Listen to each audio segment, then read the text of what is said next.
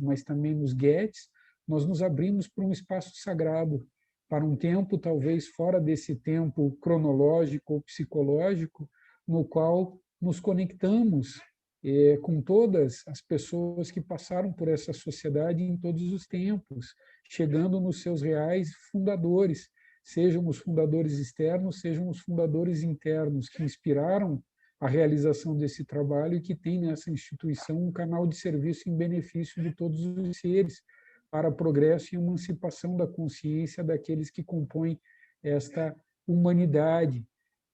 Então, nós nos colocamos como trabalhadores, como irmãos e como amigos espirituais, recebendo eventualmente de modo mais ou menos intenso a inspiração daqueles santos e sábios que fundaram essa sociedade para nos trazer uma possibilidade de talvez sutilizar os magnetismos que fazem parte do nosso ser, num processo de transformação espiritual e de verdadeiro serviço em prol da humanidade.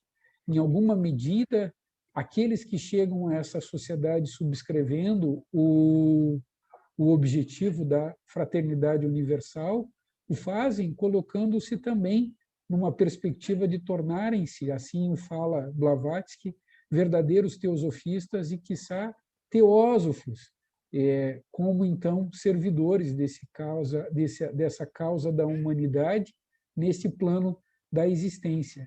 Então, os trabalhos de loja, como eu dizia especialmente também dos guetes, são realmente a oportunidade que nós temos de servir a humanidade, realizando um trabalho teosófico de busca de compreensão da teosofia, de verdades espirituais, que chegam, eventualmente, aos membros, aos amigos que estão participando desse trabalho e que movimentam energias sutis nos planos mental, manásico, búdico, intuicional, possivelmente motivando a possibilidade de que sensibilize, levando intuições a todas as gentes a partir desse ponto de luz, que é um local de trabalho da sociedade teosófica. Então, nós temos uma oportunidade a cada novo encontro de poder estabelecer um propósito de nos colocar como auxiliares desse trabalho de mestres de sabedoria, levando isso a toda a humanidade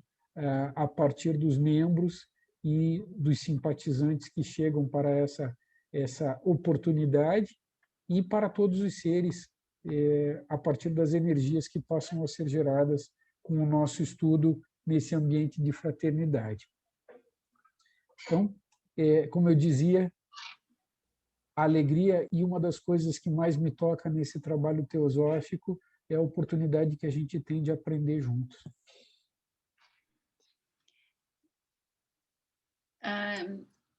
Alguns irmãos chegaram aqui na sala, Adriana, Paulo, Margarida, Célia, acho que são esses que eu percebi que chegaram depois da nossa abertura, e a gente está começando agora. Alguém gostaria de ler o livro, o comentário do livro Alvorecer da Vida Espiritual, referente ao 14? Eu posso ler, Raquel. Então, a gente vai ler o aforismo primeiro, né? Sim. Então, a gente está no aforismo 14, né? Uhum. Deseja fervorosamente a paz.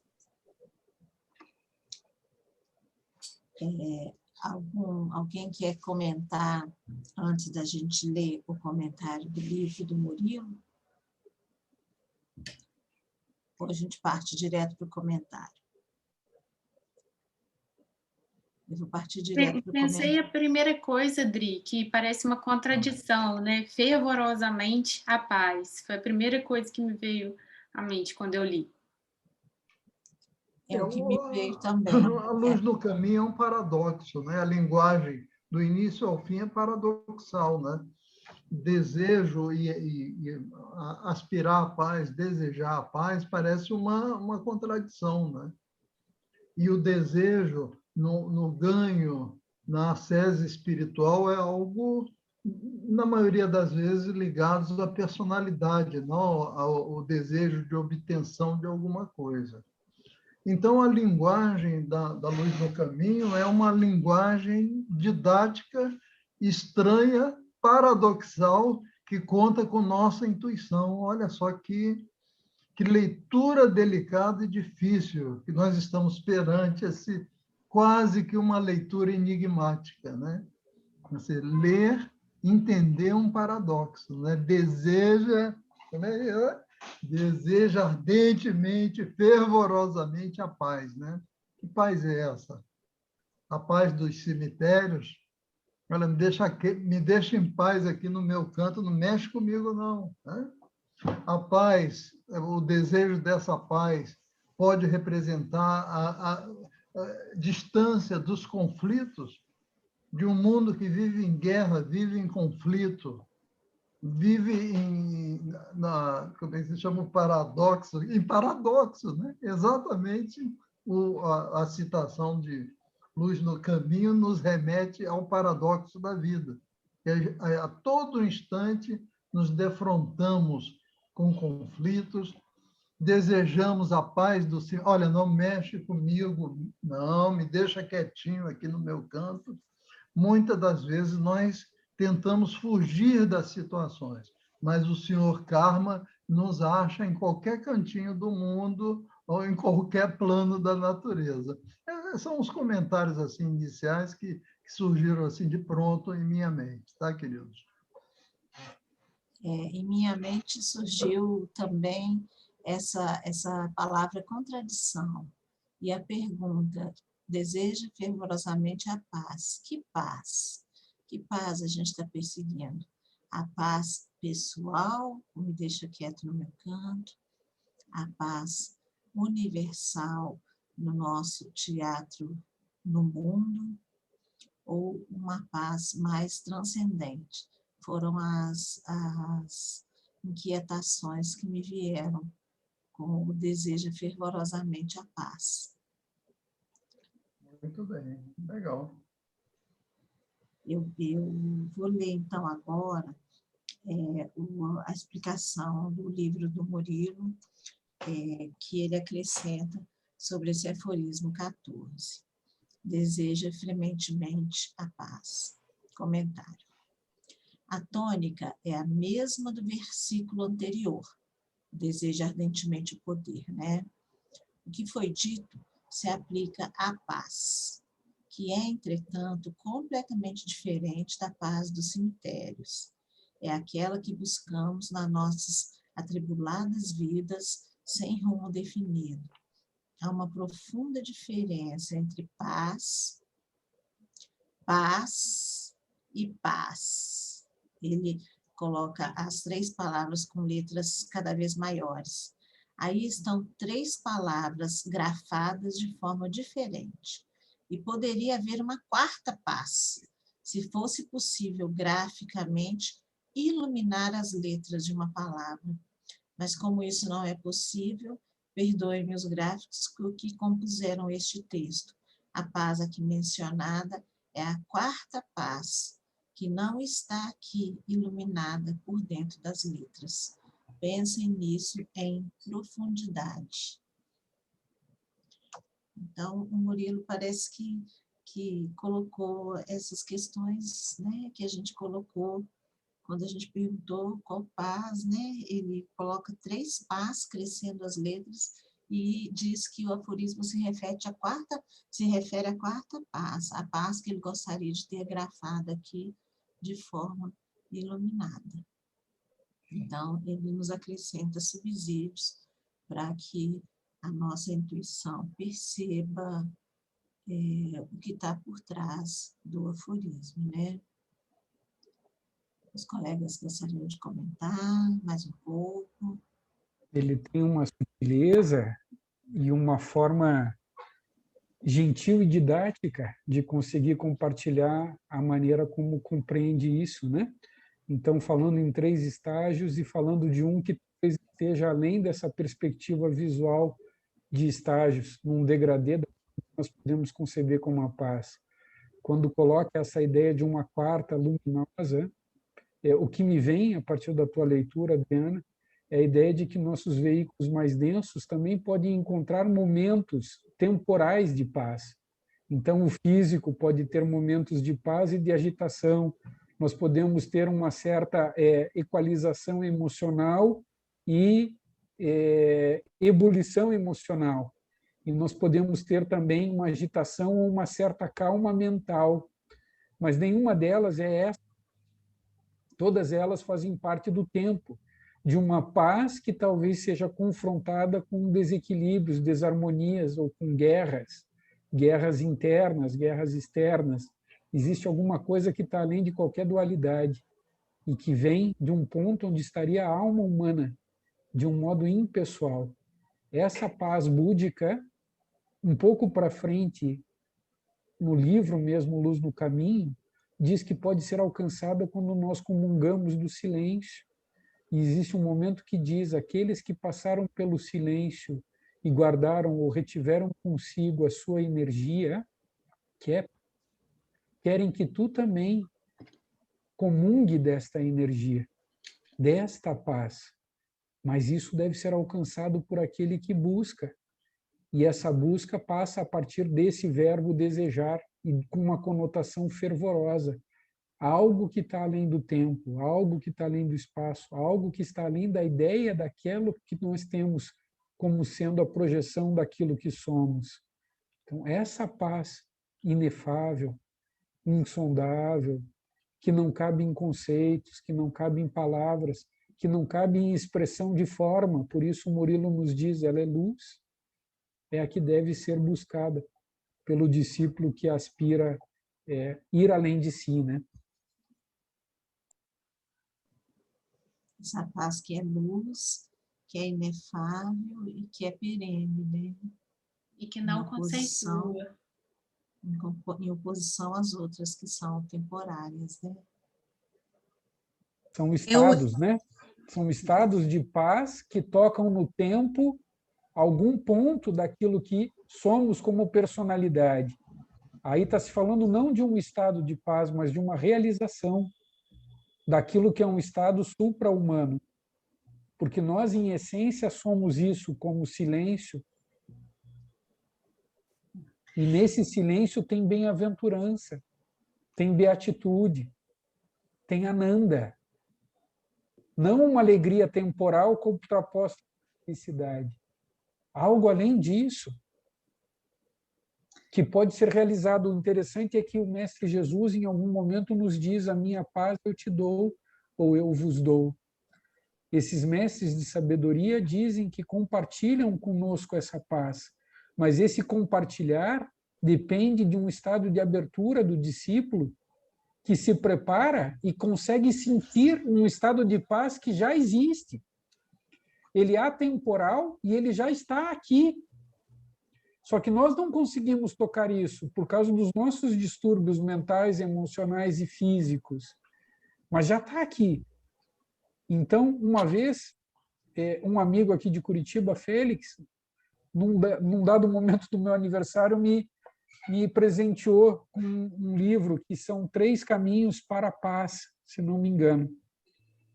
E aí, na dedicatória, ele escreve: se a paz pudesse ser presenteada, como gostaria de poder fazê-lo, porque isso se alcança. Então, já está ali. E esses mestres partilham essa paz e aspiram que os discípulos possam realizar essa paz. Mas nós temos que chegar nisso, por nós, né? Eu entendi, quando ele falou nesse parágrafo, há uma profunda diferença entre paz, aí ele denominou de 3 maneiras e depois a última, como se, para alcançar essa paz, isso fosse um processo, tá? E cada palavra paz seria um degrau, tá? Que nós iríamos conseguir alcançar, até chegar na última, que seria a 4ª, que no meu entender seria a búdica. Eu vejo como um processo de evolução. E talvez a mesma equação, entre aspas, que nos permite compreender ou buscar compreender verdades tão sutis, quando nós também percebemos isso como Buda, e essa foi a minha primeira percepção, essa percepção que é da personalidade, por outro lado, também pode ser vista de um modo ainda mais profundo. Então, na tradição do yoga, Patanjali nos diz que existem graus de consecução do samadhi. E quando nós falamos da paz, talvez nós estejamos sinalizando o que possa ser uma experiência de êxtase, de arrebatamento ou de samadhi. E Patanjali nos diz que o samadhi acontece no corpo causal, mas que existem outros momentos de samadhi que nos levariam a buddhi, atma e além. Então, esses 3 estágios consecutivos, quando se fala de um quarto que está além, poderiam talvez sinalizar um Dharma Mega Samadhi. É curioso isso, né? E aí já não é mais uma experiência da personalidade, mas a própria experiência da alma humana em evolução que acaba tendo uma redenção naquilo que é o espírito ou o Atma, num grau ainda mais profundo. E indo além, né? Então se fala que nós temos 3 grandes trindades, e cada perspectiva da análise da trindade leva a algo além daquilo. E há um momento em que se diz que, eu às vezes acabo sendo meio repetitivo, eu gosto dessa ideia, que fica como um pano de fundo de reflexão, mas existe uma ideia de que nada do que vive, vive para si, senão para algo maior do qual faz parte. Quando se realiza essa trindade, se morre para a ilusão e se nasce espiritualmente para uma verdade mais profunda daquilo que somos. Então, na perspectiva da personalidade, existe um renascimento espiritual naquilo que é a alma, mas na perspectiva da alma, existe um renascimento espiritual naquilo que é o espírito. E naquilo que é o espírito existe um renascimento espiritual naquilo que é Deus, ou o que tudo abrange, o Logos. Então, a gente pode ver, seja uma análise de Arjuna com Krishna, e Subhahal fala que essa é uma relação profunda entre o Logos e o Absoluto, seja na perspectiva da personalidade que aprende com o mestre interno, e o primeiro vislumbre da voz do silêncio desse nosso mestre interno é a alma humana. Então, a alma que está aqui, que é um fragmento temporariamente isolado da grande alma cósmica universal, Alaya, em voz do silêncio, ou Atma, que é, por outro lado, nas Upanishads, Brahman, e Brahman é para Brahman. Então, existem degradês possíveis de percepção em trindades que levam para um quarto que está além de qualquer ideia de si. E a nossa primeira perspectiva é isso, é Buddhi. E Buddhi é a sede da alma divina no humano, além da personalidade, né? O que sinaliza, então, um primeiro grau consecutivo do que Patanjali diz seria Samadhi. Isso é maravilhoso. Agora, também, se me for permitido falar um pouquinho mais, o que eu estava pensando também é o seguinte, a análise de Luz no Caminho, começando lá desde o começo, dizendo segue-as. Então, ela começa falando não como aforismos, ela fala como regras. Então, estas regras foram escritas para todos os discípulos, segue-as. A tradução do verbo segue, seguir, se nós formos pegar no inglês, não é follow. Estaria outro verbo em inglês. E a Radha Burnier, quando faz comentários quanto a isso, de algum modo dedica uma reflexão acerca do verbo e fala no sentido de que as regras devem ser, em alguma medida, realizadas no coração e na mente de todos os discípulos. Não é um seguir como se fosse um comando externo, mas sim uma realização daquilo e uma certa entrega para aquilo que sinaliza a possibilidade de tornar verdadeira a vida espiritual.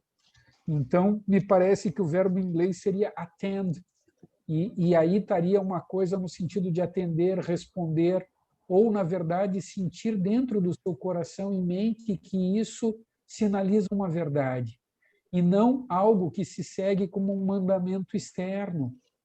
E aí, o curioso é que ela começa com regras paradoxais, como o Sérgio Fernandes estava nos lembrando, e Luz no Caminho é todo construído a partir de paradoxos. E os paradoxos são um convite para que a gente vá além das falsas aparências. E aí nós vamos vendo grupos de 3 regras que, ao longo do tempo, tiveram a complementação por um mestre de sabedoria que fazia uma 4ª regra de, mais ou menos, explicação para o conjunto anterior. Então, normalmente, o estudo é feito com análise das 4 primeiras, depois as 4 subsequentes que levam até a 8ª, e então as 4 subsequentes que levam até a 12ª, e aí chega onde ora nos encontramos, com uma análise conjunta da 13ª, 14ª, 15ª e 16ª. E aí, então, não por acaso, o Murilo escreve que essa 14ª deve ser analisada junto com a 13ª, que estão colocando em paradoxo agora a ideia de buscar o poder ou a paz. Como é isso? Como pode o discípulo, ao mesmo tempo, estar voltado a tentar alcançar o poder e, ao mesmo tempo, tentar alcançar a paz? Será que existe uma oposição e o poder afasta a paz? Ou a paz está, de um modo, não relacionado com aquilo que poderia ser o poder? Ou eles, em alguma medida, naquilo que é a realização a que o discípulo busca, poderiam estar concatenados? E aí nós estamos falando, talvez, de Atma Buddhi. E nós estamos falando de um casamento de Atma Buddhi, ou da vontade e do amor, sabedoria, que são os 2 primeiros aspectos do Logos.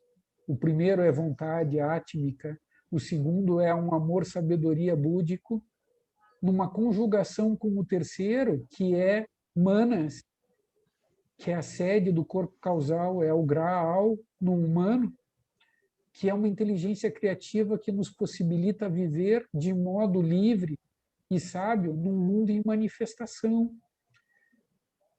Então, existe uma conjugação paradoxal nesse momento, no sentido de que tenhas a capacidade de expressar, além dos teus desejos pessoais, aquilo que é a vontade logóica, e permanece em paz, e não identificando ou querendo tomar para ti aquilo que não tem dono.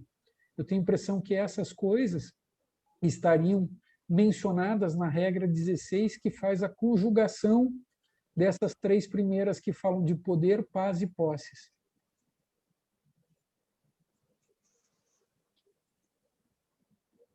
Excelente, excelente. Amigos, podem participar. Alguém mais quer falar, comentar? Eu, Luciana. Fala.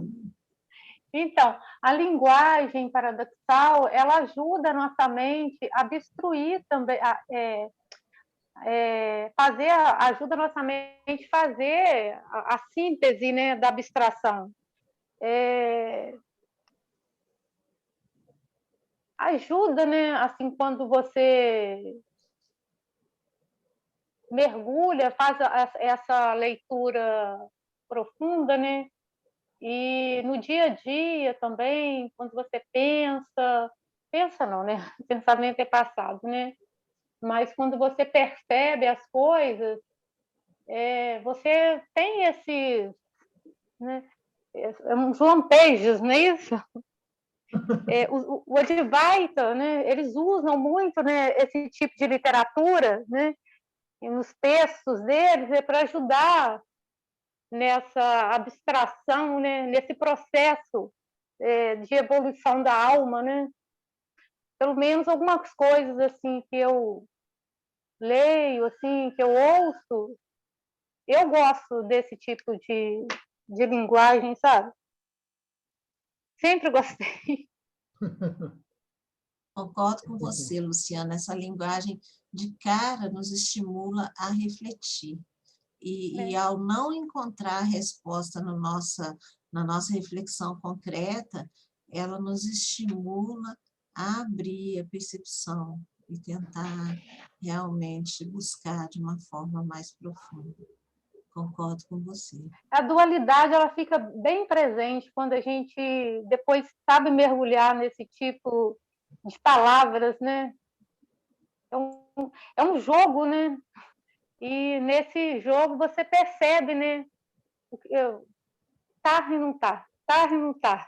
gostar e não estar. É gostar na vida, estar no mundo sem estar no mundo. Né? Exatamente. Eu gosto. Bela síntese, muito bom. Eu gosto muito disso.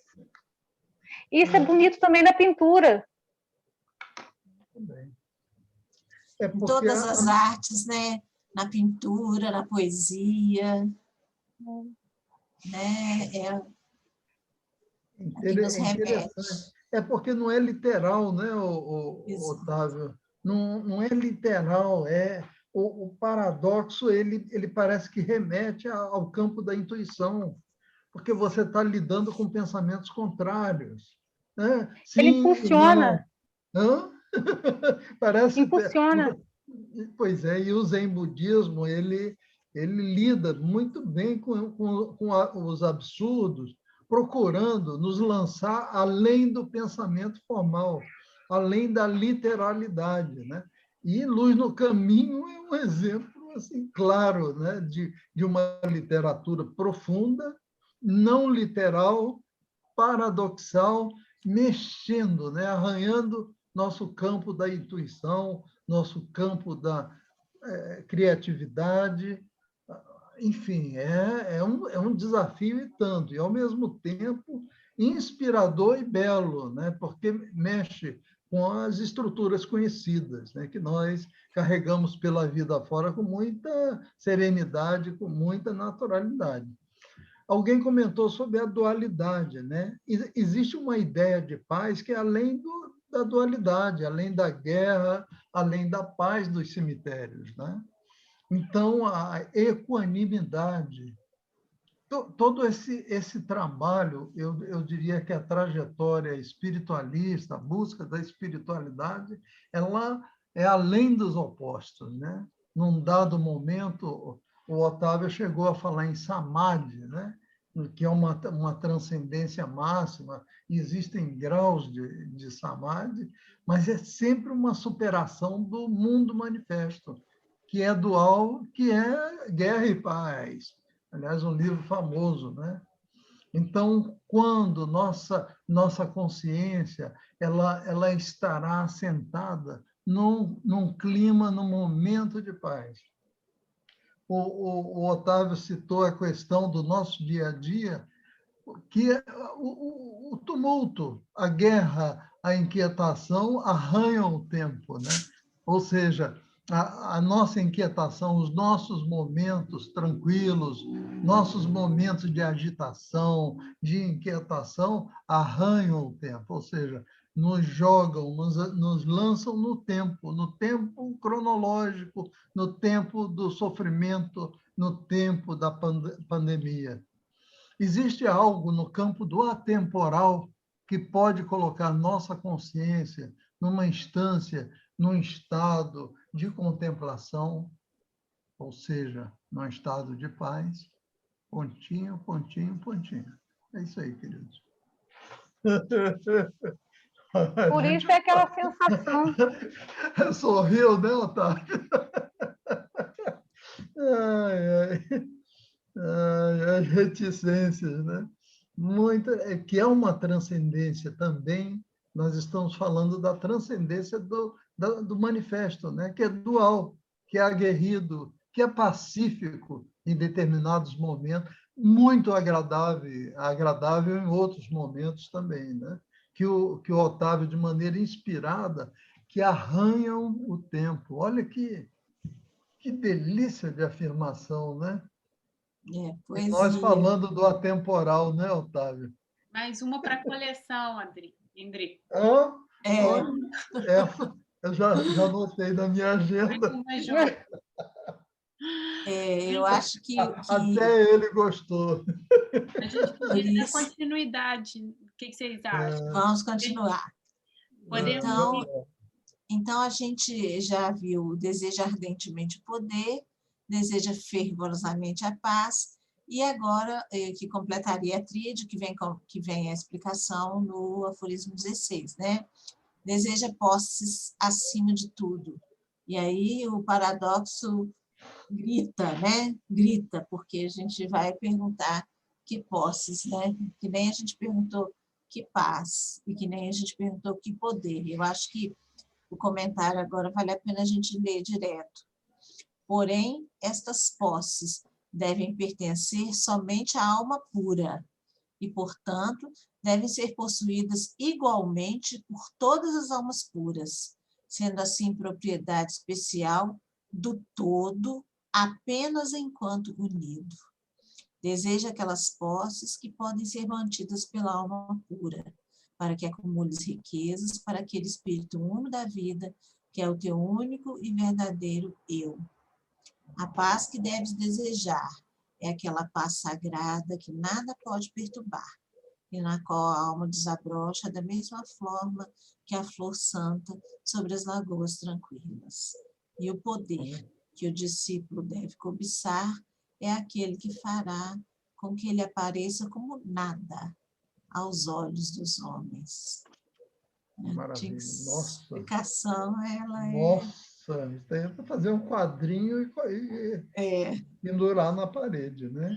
ela é autoexplicativa. Nossa, não, humildade, falar em humildade, basta ler esse aforismo. Nossa, lindo. A gente não falou do 15, né, Dri? A gente não falou o comentário do 15. Do poder? Não fizemos comentário ao 15. Não, das propriedades, né? É que o 16 foi direto, comentou o 13, o 14 e o 15. Mas a gente pode falar do 15, dessas posses, né? Mas as posses, o imediato, quando você está realizando a leitura, eu pensei num terreno imenso que tem aqui ao lado do meu prédio. O terreno, o campo do espírito, né? Os nossos paradoxos, né? Apresentados pelo mestre Amabel Collins. Mais um, né? O pensamento imediato remete a propriedades, a fronteiras. Olha, é meu, olha, isso aqui é meu, aquilo é teu. As divisões em nosso dia a dia, as divisões humanas, as divisões da personalidade. E outra questão assim que eu enfatizo é a pureza, né? As almas puras, ou seja, as almas que atingiram um determinado patamar, elas vivem nessa instância, nesse campo de existência, né? Nesse terreno. Olha que é o que nós devemos aspirar, olha só. Grandioso, maravilhoso. Grandioso, muito grandioso. E remete que essas posses são propriedade especial do todo apenas enquanto unido, né? Então, as posses espirituais puras da realidade una, né? É o oposto mesmo da posse individual, da ilusão separatista, é o oposto do que a gente concebe. Totalmente. É no campo do espírito, o plano do espírito, a instância do espírito, né? Algo completamente diferente da noção comum, da noção odierna de posse, né? A noção material. É isso aí. É assim, Otávio? Será que a gente está falando besteira? Não, né? Você pode falar um pouquinho para a gente? Sim, vamos falando junto. Eu não sei se o Murilo tem também comentários no Alvorecer da Vida Espiritual sobre o 15. Eu estava sentindo nessa parte que você falou aí, ressaltando agora, Adriana, sobre essa coisa do todo, como é que é do todo do todo apenas enquanto unido. Eu me lembrei de uma passagem nas cartas dos Mahatmas em que um mestre de sabedoria diz que a consciência mahátmica não é mantida como Mahatma o tempo todo. Tem um momento em que está numa consciência mahátmica e tem um momento em que está numa consciência temporal. Quando se fala apenas enquanto unido, esse todo enquanto unido, talvez esteja sinalizando para isso, nesse momento em que a consciência é uma consciência ali búdica, mahátmica, onde está esta sede da alma, que abrange tudo, e que não está no humano. Então, Buddha e Atma não estão no humanos, eles chegam até o humano, mas eles não são humanos. O humano é humanásico. Quando a gente fala do manásico, nós estamos falando de uma consciência voltada, eventualmente, para um agir no mundo, iluminada por aquilo, que é o não ser. Mas existe alguma coisa que são as posses que são daquilo do não ser.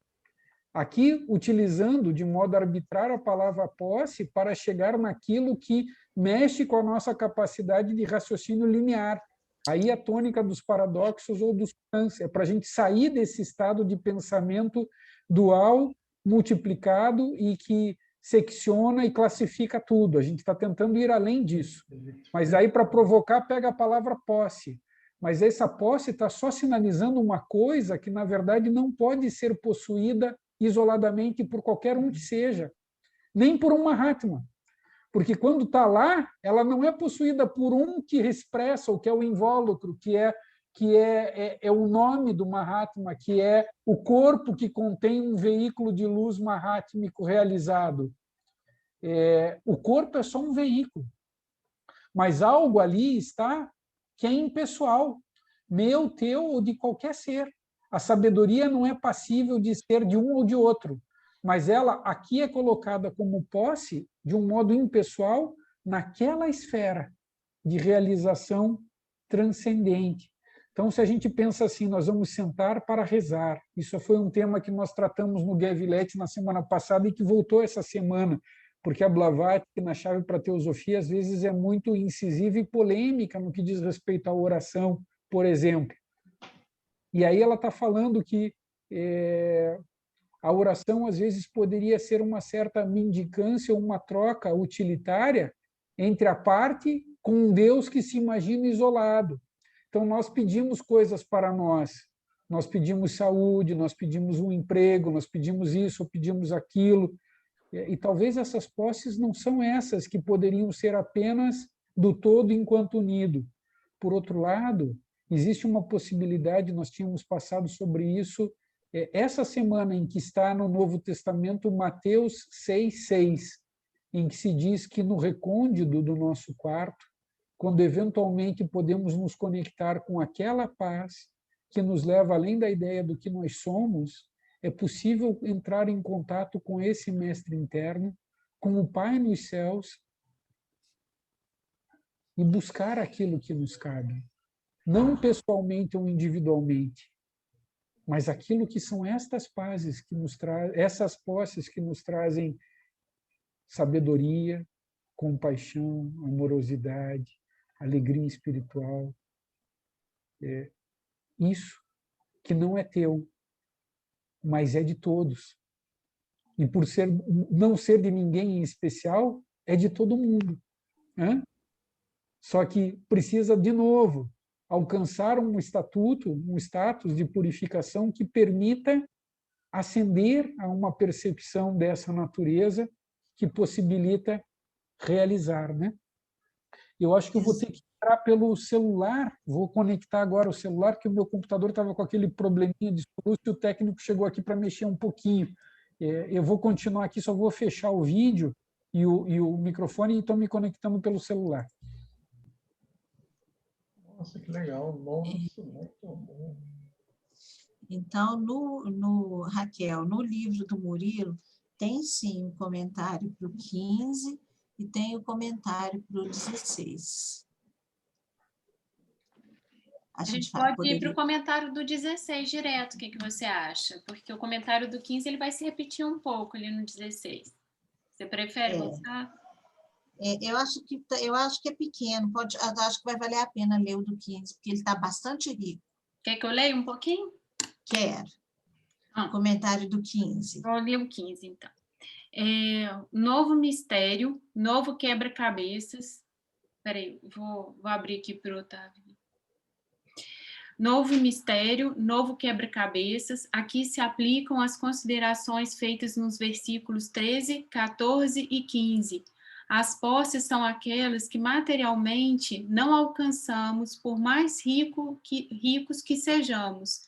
São as posses espirituais, as únicas que nos enriquecem verdadeiramente e que o Mestre procura nos transmitir para que mudemos de estado como faz a água, passando do líquido para o sólido e para o gasoso, E eu diria que, no estado da vida espiritual, é hipergasoso, mas a água é a mesma. Nós somos seres humanos que estão condenados a ser deuses, quer queiramos ou não, pois o Senhor Buda, o Supremo Iluminado, disse em frases lapidares: todos os seres são Budas em especial. Existem tantos Budas como os grãos de areia do rio Ganges. Todos os seres são Budas em potencial. Muito bem. Esse é o do 15. Agora, a gente podia continuar o 16, e a gente comenta os dois, pode ser? Pode. Tá. Então, vou comentar ao 16, no livro do Murilo. A condição de alma pura está na nossa disposição. Quando isso ocorrer e atingirmos esse sublime estado, estaremos entrando num grupo imenso de almas puras, e isso nos fará sentir diferentes dos seres humanos comuns e cotidianos. Não seremos melhores ou piores do que eles, pois, se assim julgarmos, perderemos instantaneamente essa condição de alma pura, que só brilha quando não há mais qualquer separatividade nem qualificações. E juntos trabalharemos silenciosamente, porque geralmente palavras escritas ou faladas a pouco levam. Quando não há uma real mudança de estado em nosso interior. A expressão verdadeiro ser refere-se ao eu superior, divino, que está latente dentro de nós, um sol encoberto por nossos banais pensamentos, palavras e ações. A flor sagrada é a imagem do lótus mergulhado na lama, como todos nós, que é atraído pela luz e se abre ao sol do espírito. Muito bem. Maravilhoso, né? Maravilhoso, né? Fez uma soma, né? Com muita delicadeza, o Murilo disse, com aquela suavidade característica dele, acho que uma síntese do que foi dito aqui, né? Pelo Sérgio, pelo Otávio. Inspirador, inspirador. É muito Maravilha. inspirador. Só lembrando os 3 pontinhos que o Serginho deixou aí há pouco tempo, né, Serginho? 3 pontinhos. E talvez cada um tenha que escrever esse livro da própria vida, né? Ninguém vai escrever pelo outro, né? E a questão aí de conseguir olhar esse sol que o Murilo diz que está encoberto por nossos banais pensamentos, palavras e ações que caracterizam essa tríade inferior ou quaternário inferior, né? Que a gente é tão identificado com isso, né? E a passagem lá para a tríade superior, uma bem colocada aqui também, existe um refinamento para se conseguir chegar nisso, né? Esses 3 pontinhos que cada um vai ter que escrever o seu próprio livro da vida, e o ajuste, ele vai ser um ajuste muito fino, refinado. Um exemplo grosseiro que eu vou dar aqui agora pode se entender também. Cada carro que o fabricante faz sai com um tipo de pneu, um número do pneu é diferente, a bitola é diferente de um carro para outro, né?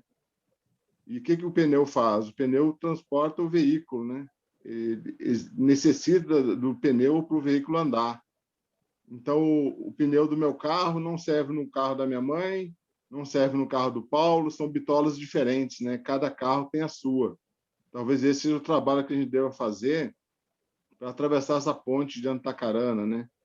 De um ajuste fino, do contrário, a gente não consegue e pode até desistir, querer ficar aí nos pensamentos, palavras e ações banais.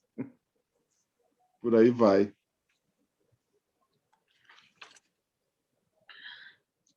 Mais comentários? Eu fiz um comentário ao Sandro que as palavras não são a coisa, né?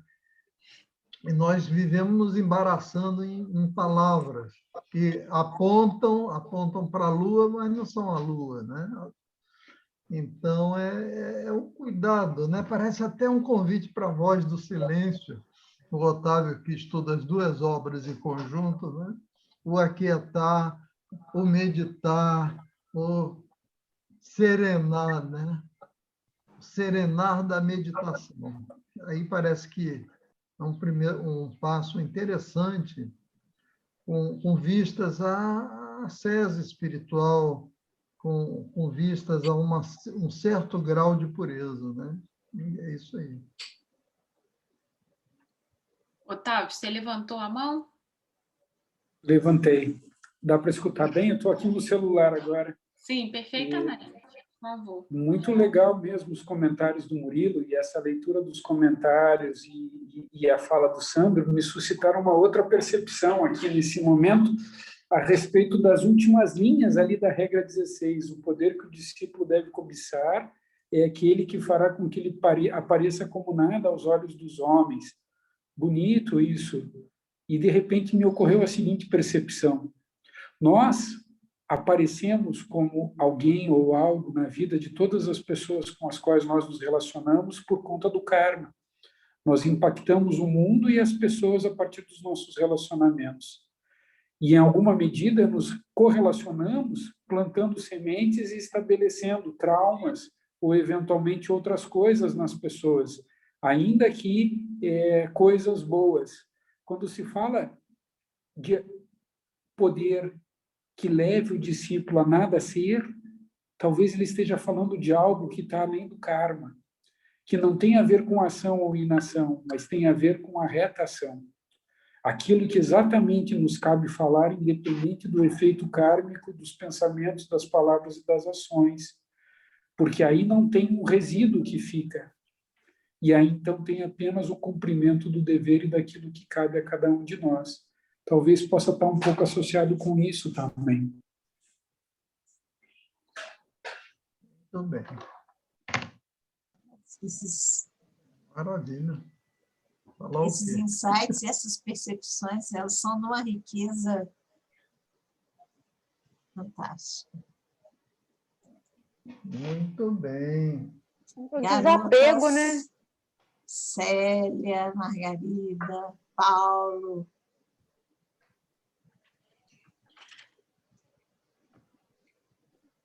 Muito bem.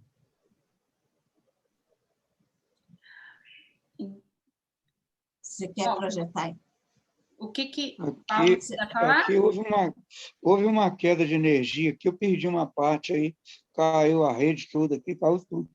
Agora Está chovendo muito. Parece. Está chovendo demais. Muito, muito mesmo. Você projeta, Raquel, o 17... Sim, claro. 18. Eu acho que é a mesma dinâmica que o Otávio nos orientou, né? Ué? Não tá aparecendo aqui, não. Engraçado. Espera aí, deixa eu interromper aqui. Deixa eu ver, eu acho que qualquer coisa a gente lê aqui. Deixa eu ver. Tá.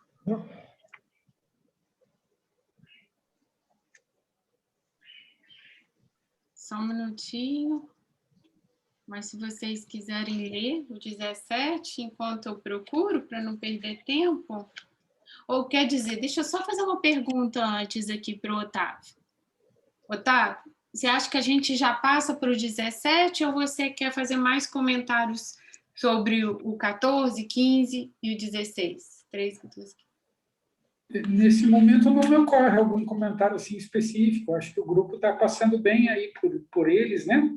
Tá. Não sei que dinâmica que vocês têm feito, assim, a cada semana vocês estão seguindo sempre 4 regras ou não necessariamente 4? Não tem que ver mais ou menos. A gente não estava fazendo assim, não, mas agora a gente vai passar a observar isso. Nós gostamos da orientação. Acho que esse é um ponto importante, né? Então, vem como paradoxos e normalmente como conjunto de regras. Eu já olhei aqui e já vi que, 17, conforme, seguindo essa orientação, já vi aqui que 17, 18 e 19 devem formar um bloco. É isso. E aí está chegando quase no fim dessa primeira parte, né? Depois tem um momento importante de viragem entre a primeira e a segunda. Se fala que essa primeira sequência de regras seria para aquele que está no começo do caminho, ou talvez ainda se preparando. E a partir da segunda parte, então, inicia-se uma iniciação mesmo. Passa-se por uma iniciação e aí começa a passar por uma aprovação de uma perspectiva diferente, mais profunda. Em alguma medida, se fala que 3 livros são extremamente importantes na literatura teosófica e poderiam ser estudados em conjunto e sequencialmente, que estariam assinalando a primeira, a segunda e a terceira iniciação. Alguns comentadores falam isso. Seria Aos Pés do Mestre, Luz no Caminho e A Voz do Silêncio. Então, Luz no Caminho está nos mostrando justamente isso, de passada do início para alguma coisa um pouco mais profunda, justamente quando rompe essa primeira parte para a segunda, em que se fala, inclusive, que muito recebeu, agora está na hora de retribuir. Uma outra coisa que me ocorreu ainda com essa sequência de 13, 14, 15 e 16 é o título de um outro livro, salvo engano, do próprio Murilo Nunes de Azevedo, que é O Olho do Furacão. E ali, de algum modo, ele nos diz que, embora o furacão da existência, das vicissitudes, passe causando diversas intempéries, dificuldades, no centro há sempre um ponto de paz. Então, ele nos convida a tentar buscar mesmo esse centro de paz em meio à balbúrdia da vida cotidiana. Então, acho que isso também cabe um pouquinho nessa sequência de aforismos ou de regras, no sentido de nos lembrar que essa paz que se almeja, como foi ressaltado, que não é do cemitério ou de morte, ou de não existência, não é uma paz que nos retire do samsara, que nos retire da possibilidade de agir efetivamente na vida cotidiana, mas, na verdade, é uma paz que nos dá um norte para agir daquele modo que nos faz parecer nada aos olhos dos seres humanos, mas que ainda assim age e traz a luz do espírito no domínio do tempo. Então, isso me parece que é o que está além dos paradoxos. Nós falamos de nirvana e samsara, de céu e inferno, nós falamos do ser humano conectando céu e terra, e, na verdade, o Dharma humano que cria esta família espiritual de almas puras, tratadas aí nesse comentário, é justamente de que estejamos, como foi dito pela Luciana, estejamos no mundo sem ser do mundo, sem renegar o mundo, mas sem negligenciar aquilo que nos cabe e a possibilidade que nós temos de estarmos encarnados, de fazer com que esse sol espiritual possa brilhar aqui. Então, o encontro do samsara, ou, na verdade, o encontro do nirvana em meio ao samsara, ou daquela paz do olho do furacão em meio à balbúrdia da vida cotidiana, é um desafio e um convite para todos nós, que parece que está sinalizado aí nesse bloco de 4 regras.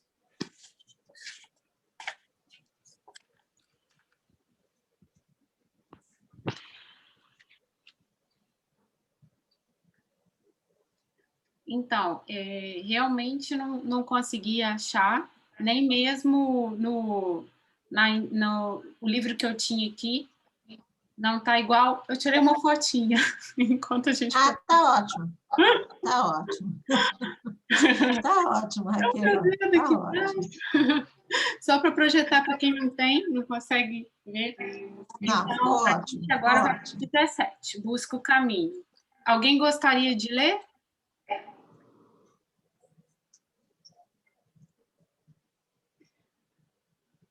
Rosângela.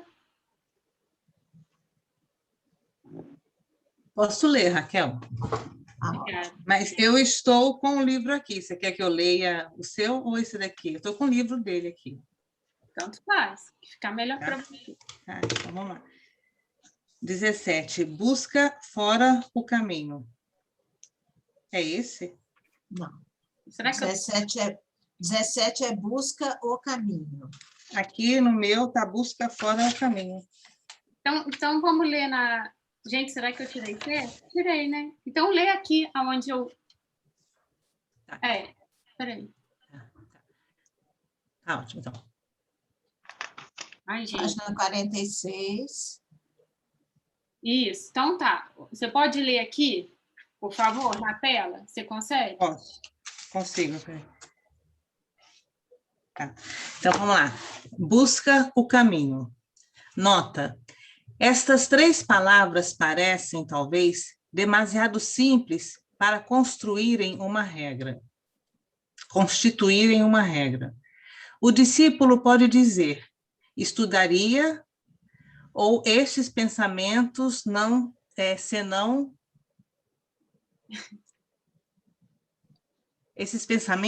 buscasse o caminho. No entanto, não te apresses em seguir adiante. Detente e reflete um pouco. É o caminho que desejas, ou será que existe em tuas visões uma tênue perspectiva de grandes alturas a serem escaladas por ti, de um grandioso futuro a ser atingido? Toma cuidado. A senda deve ser buscada por si mesma e não em função dos teus pés que a trilharão. Existe uma correspondência entre esta regra e a 17ª da 2ª série. Quando, após eras de luta e muitas vitórias, a batalha final por ganha e o último segredo buscado, então estarás preparados para um caminho ulterior. Quando o segredo final desta grande lição for revelado, nele se abrirá o mistério do novo caminho, uma senda que conduz para além de toda a experiência humana e que está totalmente fora da percepção ou imaginação humanas. Em cada um destes pontos é preciso deter-se longamente e refletir bem. Em cada um desses pontos é necessário estar seguro de que o caminho foi escolhido desinteressadamente. O caminho e a verdade vêm em primeiro lugar. Em seguida vem a vida.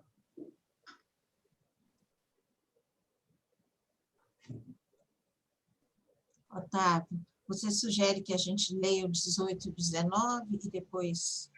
Eu acho que muitas ideias contidas nesse 17, né? Nossa! Eu sugiro permanecer um pouquinho nesse 17. Tá. Ô, Serginho, responde para a gente aí. O caminho e a verdade vem em primeiro lugar. Em seguida vem a vida. Como é que é isso? Não, olha só. O que me chama... né? Tá bom. Ok, baby. O que me chama a atenção é a ideia da grandiosidade do eu inicial, né? Do nosso eu, da nossa personalidade, ela sempre aspirando por coisas grandiosas, até de naturezas. É o grande, é o luminoso, é o extraordinário, é o alto. Ou seja, o euzinho buscando esse Oscar, né? The Oscar goes to... Então, essa luta eterna entre a personalidade e a raga, né? A noção de aquisição, a noção de apego, inclusive a ideais valiosos, a ideais espirituais, a ideais luminosos, né? E esse aforismo dizer, olha, não é nada disso. Enquanto a consciência que atualmente vive na esfera do plano mental, emocional, material, enquanto a consciência não se libertar dessas visões materialistas, dessas visões personalistas, parece que o projeto contido aqui nesses aforismos não foi bem compreendido. O primeiro passo não foi dado de forma adequada. Foi o meu entendimento, foi o que me chamou a atenção, sabe, Sandra? Isso aí. É isso mesmo, Otávio? Otávio, cadê você? Oi? Estou ouvindo, estou por aqui. Me salva do Sandro aí. Cada ponto aí parece essencial, né? E esse que parece assim tão banal como se coloca na nota é em si crucial. Procura o caminho. Se coloca só dessa maneira, a nota diz: faria sentido eu estar estudando coisas dessa natureza ou estar em grupos espiritualistas se eu não estivesse procurando o caminho? E, ao mesmo tempo, a coisa volta para que a gente olhe dentro e pergunte para nós mesmos: por que eu estaria procurando o caminho? Isso não é fácil. Vejam vocês que a questão da iluminação, da emancipação da consciência não é um projeto do ego, mas normalmente é por um projeto do ego. E por ser um projeto do ego, ele jamais será realizado, ele é irrealizável. Ele é apenas uma cogitação mental, uma diversão conceitual para o nosso ego. E, eventualmente, escapismos emocionais para mitigar a angústia e o sofrimento profundo que trazemos conosco. Porque nós somos feridos no mundo em manifestação, nós buscamos nos recolher em ideias espirituais de um momento em que estaremos além da dor e do sofrimento. Porque nós temos, eventualmente, uma expectativa angustiante e nos sentimos especiais, nós imaginamos que nós alcançaremos uma graça divina que nos fará deuses num determinado momento. E tanto de um lado ou de outro, de angústia ou de depressão, a motivação continua egóica e pessoal. E é justamente por isso que ela jamais será realizada, senão será apenas uma aspiração conceitual, algo lógico, algo bonito, algo romântico, mas que nunca estará associada à efetiva realização. E aí traz consigo algo de fundamental, de crucial importância, que tem a ver com a questão de migrarmos de um egoísmo verdadeiramente para um altruísmo e tentarmos verificar se é possível termos aspirações impessoais. Isso é curioso e também é um paradoxo, porque se diz que a vida espiritual começa a ser trilhada quando existe um querer sem querer. Porque se tem querer, o querer é um impeditivo. E se não tem querer, existe talvez um certo atavismo, uma inércia, uma indolência. Então, precisa ter energia e vontade, mas, ao mesmo tempo, não pode ter pessoalidade nessa vontade. Porque quando tem o eu, tirou. E aí, então, só um pouquinho, terminou? Um abraço. Quando tem o eu, tem o impeditivo. Por outro lado, humanas, que é o pensamento. Acho que o Otávio caiu. Raquel. Oi, Luciana. Tá? Oi, o vídeo não está aparecendo para mim, tá assim para vocês também? Não, estou vendo bem, querida. Vocês estão me vendo? Eu não estou vendo vocês. Não, nós não estamos te vendo. Você deve estar com a sua câmera fechada. O que aconteceu? Sua câmera está fechada? Eu pedi para você iniciar o vídeo. Vamos ver se você vai conseguir. Iniciar o vídeo? É. Ah, sim. Não, acabei de falar, isso que está acontecendo. Sim. Que bom. Serginho, talvez essa parte que eu coloquei para você é a última frase do aforismo, né? O caminho, a verdade, vem em primeiro lugar. Em seguida, vem a vida com letra minúscula. Me remete muito ao Tao Te Ching, o primeiro verso lá do Lao Tse, que ele diz que o caminho que pode ser seguido não é o caminho perfeito, né? Eu acho que complementa exatamente essa frase aí, né? As nossas identificações com um caminho, um suposto caminho, não representam esse caminho perfeito, né? Eu acho que esclarece bem profundamente isso. A gente vive uma ilusão que o que a gente faz é o correto, né? Essa vida física, essa vida comum, né? Que a gente está no caminho correto, mas existe algo além disso, está lá em outra esfera, né? Krishnamurti fala algo parecido com isso também. Ele fala, se eu não me engano, a felicidade que pode ser buscada não é a verdadeira felicidade. Muito parecido com isso também. Muito bem. Obrigado. Otávio agora voltou, gente. Otávio. Caído, conexão, Otávio. Você quer continuar? Sim, eu estava tentando ali falar alguma coisa que o Vedanta nos fala que nas qualificações do discipulado, a quarta qualificação, e aí também trabalhando um pouquinho com Krishnamurti, ela pode acabar sendo a primeira. Krishnamurti, aos pés do mestre, nos fala que essa quarta qualificação é o amor. E ele nos diz que, ainda que tenhas todas as outras qualificações, sem o amor elas de nada valem. E se tiveres apenas o amor, todas as demais serão suplantadas, ainda que as tenha com deficiência. Essas qualificações seriam discernimento, desapego, uma purificação da mente e aquilo que nós chamamos de mumukshutva, ou a aspiração pela emancipação da consciência. E essa regra 17 talvez esteja falando disso, mumukshutva, ou aspiração pela liberação da consciência. E isso é feito quando tem um eu sem eu, um querer sem querer. A motivação não é outra senão poder, por amor a todos os seres, tornar-se um servidor mais pleno. Então se fala que devemos almejar o caminho pelo caminho, e não pelo que ela possa significar no futuro, seja pela nossa liberação das frustrações e das dores, seja como estertor que nos libere e nos faça ser reconhecidos como um guru, como um líder espiritual, como alguém digno de ser seguido, ou coisas do gênero. Então, essas são todas coisas do domínio do ego. Embora tenha que ter um impulso, e esse impulso está em manas, nós devemos impessoalizar esse impulso com as águas búdicas que estão aparecendo nas regras anteriores, que deseje posse de não ser nada para os outros, estabelecido na paz e naquela vontade espiritual. Então, isso aí é essencial. Se nós estamos buscando grupos espirituais para poder nos liberar da dor e do sofrimento, isso tem um valor temporal. E o interessante é que o caminho chega para nós pela dor, se diz assim, né? Nós podemos chegar no caminho pela dor ou pelo amor.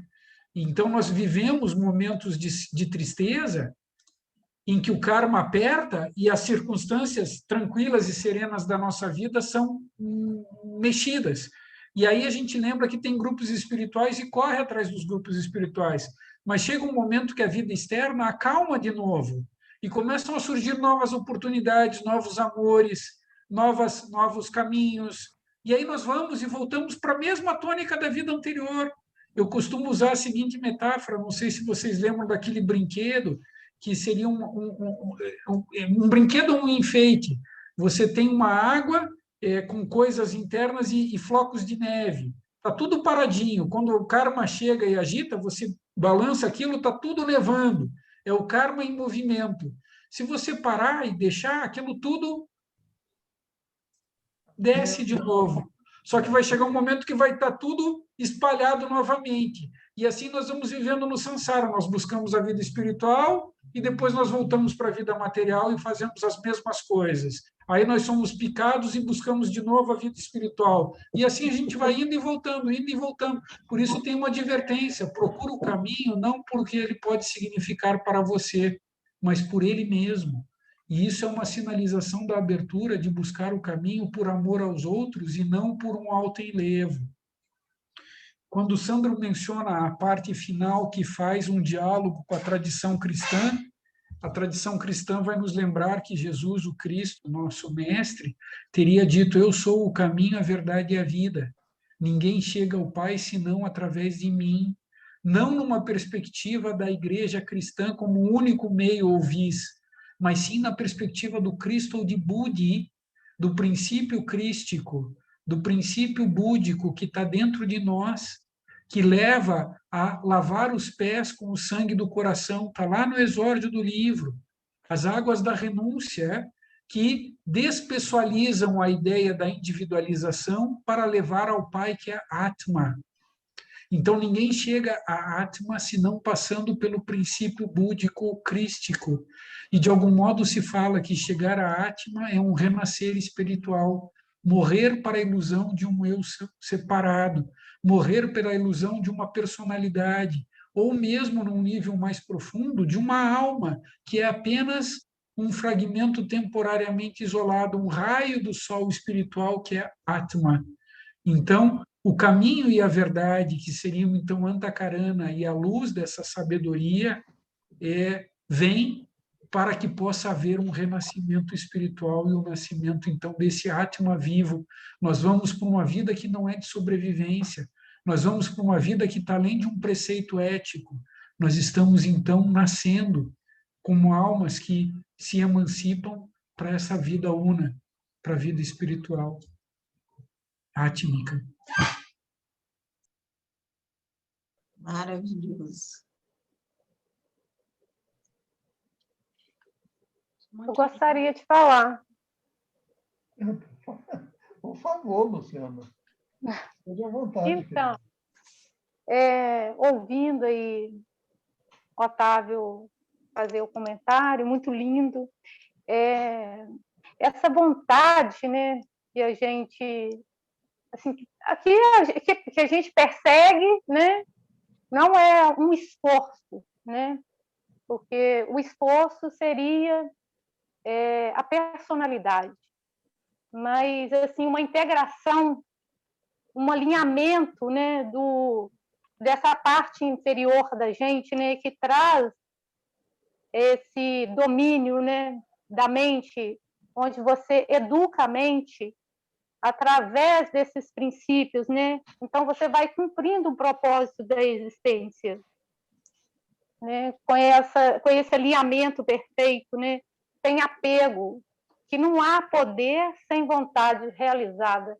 E a vontade realizada, ela é a integração dessa personalidade, né? É a educação dessa mente que vai produzindo esses mecanismos nesse eu inferior, né, que faz a gente ficar o tempo todo, né, que a gente não tem esses propósitos maiores como algo assim superior, né?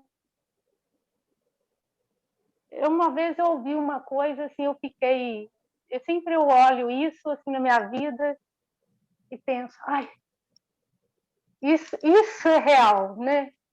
Porque não existiria verdade pelo homem. A verdade existe porque o universo existe. Então, é onde traz a calma, onde você se entrega, né? A gente vai seguindo esse propósito e cumprindo, né? No cumprimento dessas leis, né? E essa é a vontade. Né? A vontade é o alinhamento, né? Que a gente vai trazendo para dentro da nossa experiência, né? Esse aforismo 17 me acendeu o desejo de meditar profundamente sobre ele. Refletir profundamente sobre ele, meditar profundamente, me situar porque a gente sempre quer crer que aquele milionésimo de segundo que a gente intuiu algo da verdade verdadeira que está fora da nossa percepção, da nossa imaginação, a gente se guia por ele, né? A gente quer acreditar que a gente está se guiando por ele. Mas é muito importante essa reflexão do toma cuidado. Muito, muito, muito profundo. Aqui no livro do Murilo tem um comentário para o 17, para o Busca Fora o Caminho. A gente faz a leitura, Raquel? É um comentário muito grande, né, Dri? E, assim, eu não sei se a gente faz esse comentário hoje ou a gente começa a semana que vem lendo ele de novo, trazendo, já que faz parte desse conjunto, né, do 17, 18 e 19, mas o que vocês acharem melhor, só uma sugestão de poder deixar para a semana que vem e a gente poder comentar um pouco mais. Eu acho uma sugestão boa. Eu ia, dentro dessa sua sugestão, Raquel, lembrar que na nota da regra 17 fala de uma correspondência entre essa regra e a 17ª da segunda série. Eu sugiro que a gente vá ler a 17ª da segunda série para tentar pensar em que correspondência tem entre uma e outra. É verdade. Página 90.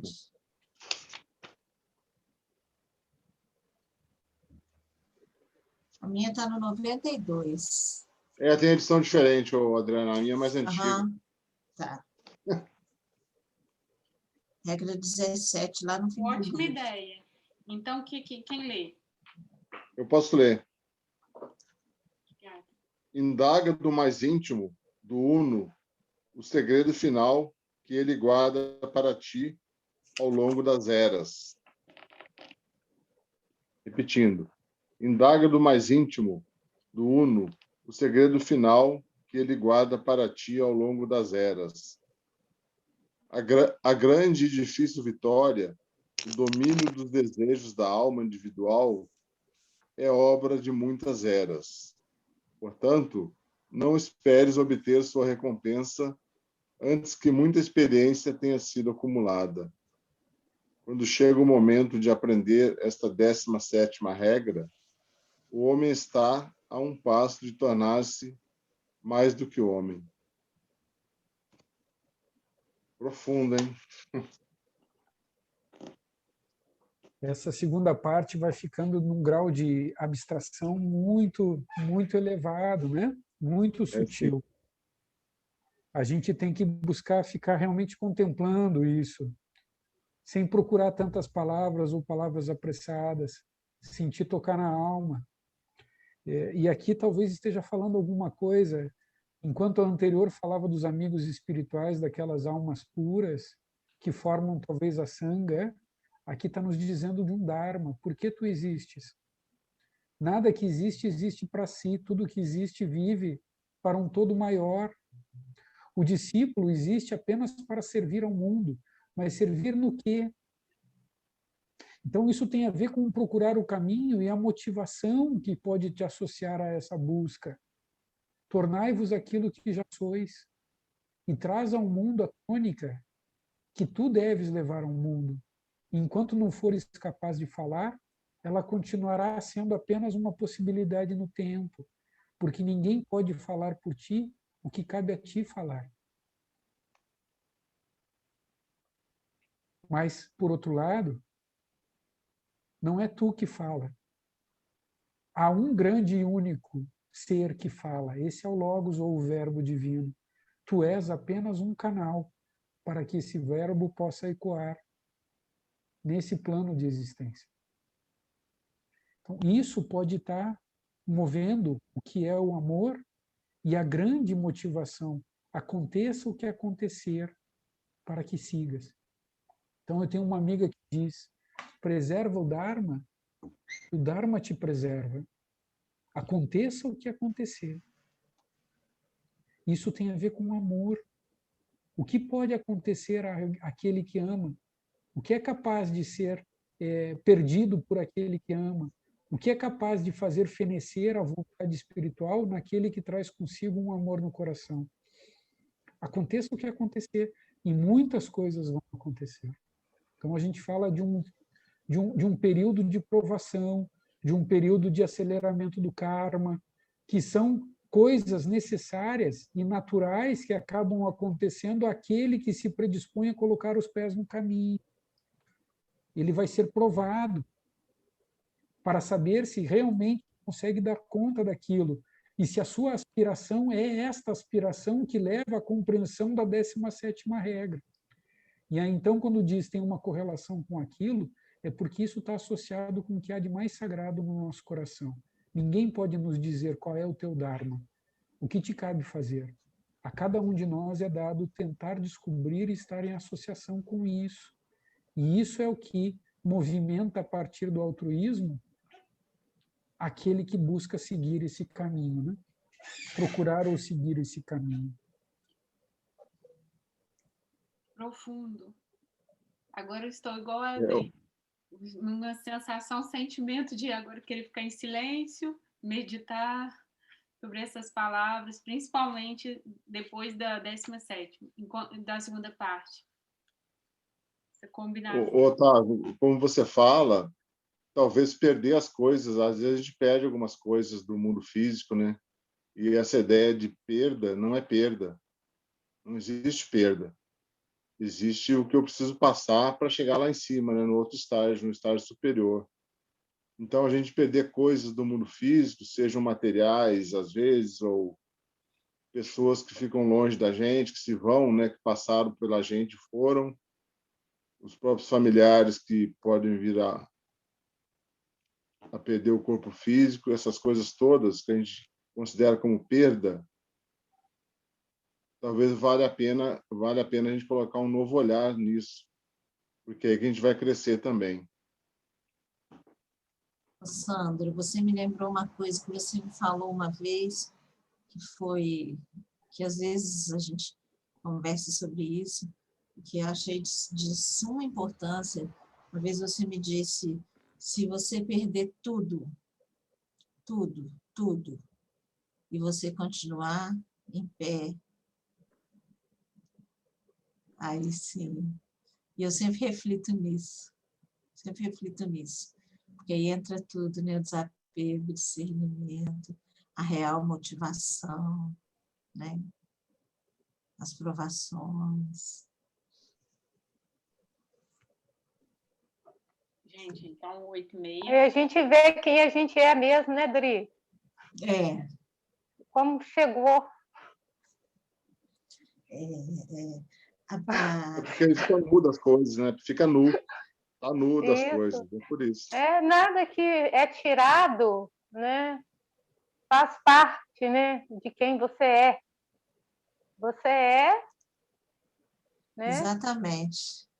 Nada que você possa perder te pertence. Isso. E bonito, né? Olha só, eu fico embriagada. Nada que você possa perder é você.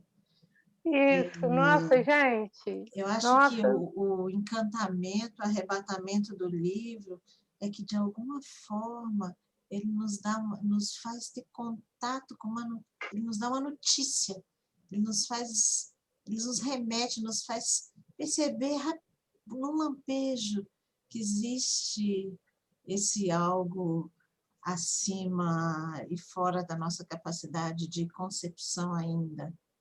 E que por esse caminho vale a pena a gente evoluir, abandonar o egoísmo e evoluir no altruísmo e no amor. É o que está me tocando, né, nesse livro.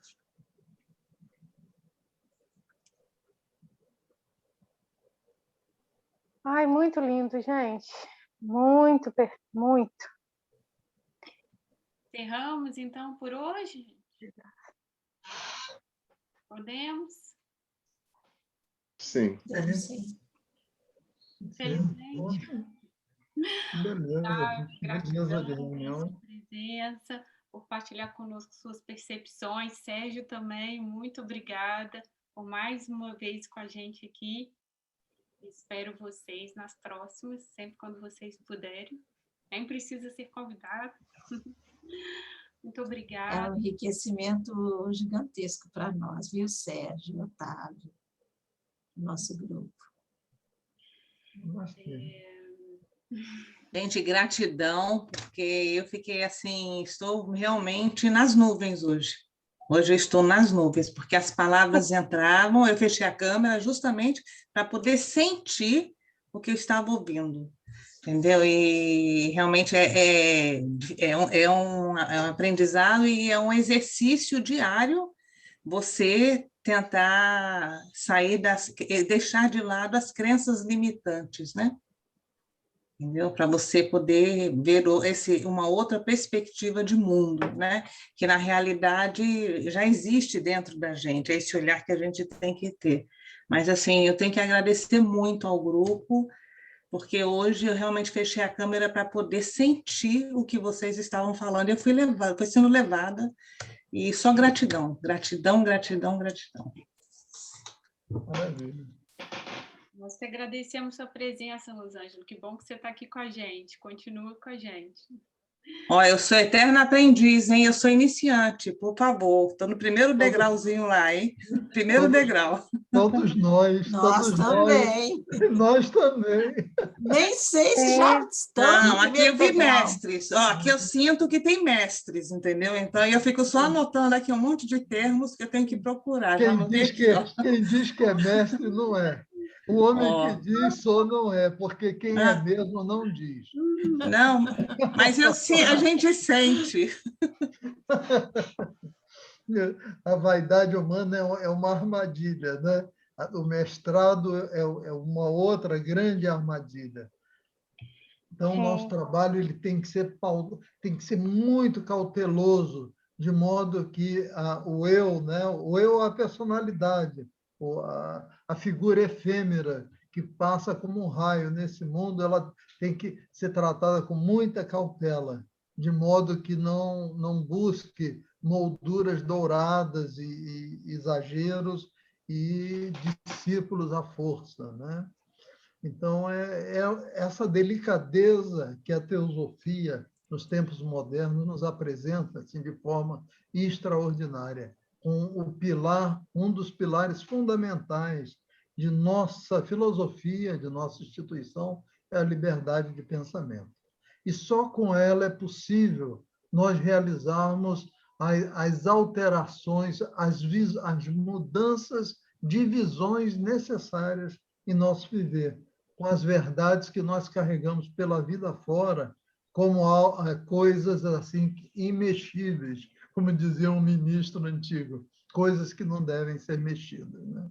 Então é isso aí, queridos, que delicadeza de noite, que temas extraordinários, a presença do Otávio abrilhantou a noite assim de forma extraordinária. Nossa, que felicidade dessa oportunidade kármica de curtir essa tarde e noite com vocês. Muito obrigado a todos. Muito obrigada.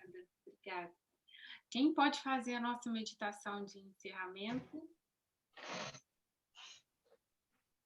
Posso pedir você, Otávio, para você fazer para a gente? Bem, então vamos lá. Podemos fechar os nossos olhos um instante.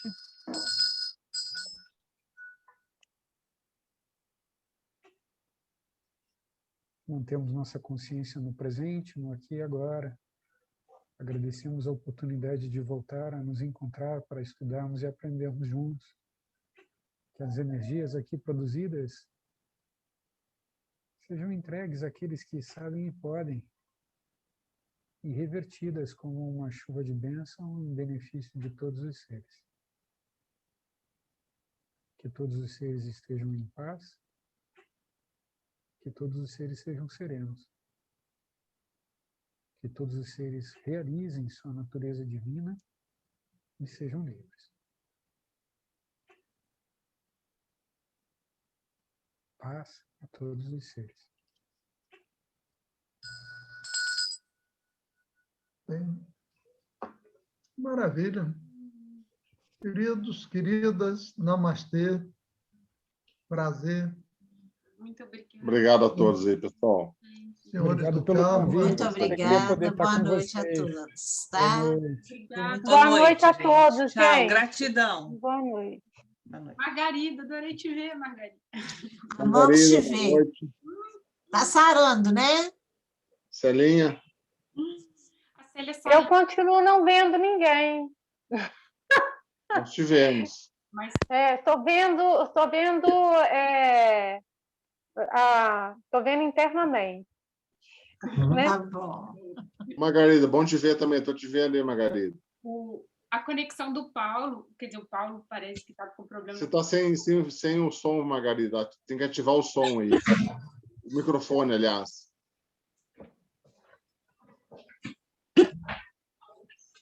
Só desbloquear o seu microfone. Aí, ok, isso. Pode falar. Fiquei traumatizada com aquela vez que estava captando tudo dentro de casa, você lembra? Você me falou? Sei. A primeira coisa que eu faço é deixar mudo, sabe? a primeira vez acontece isso mesmo.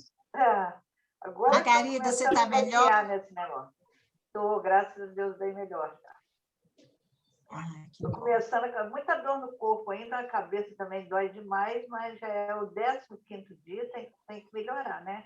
Mas eu fui parar em hospital com suspeita de angina pectoris, entendeu?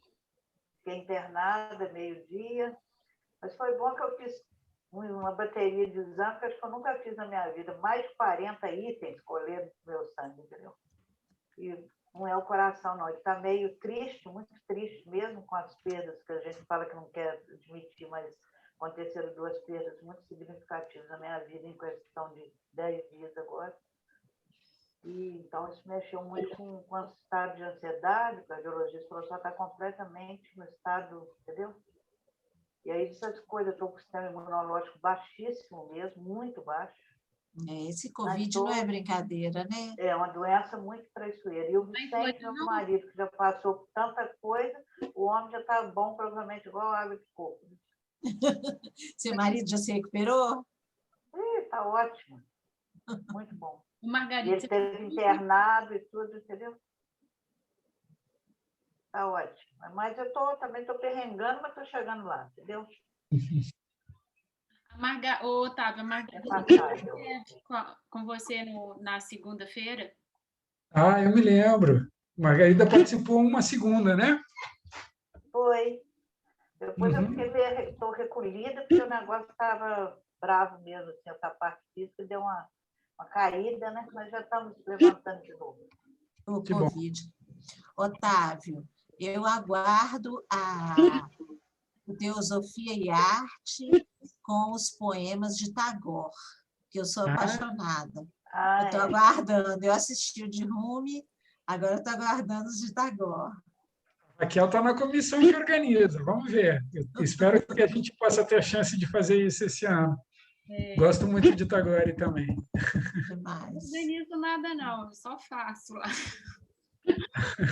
Eu conheci Tagore antes da Teosofia. Já me apaixonei. Tem coisas muito lindas, né? Eu gosto muito também.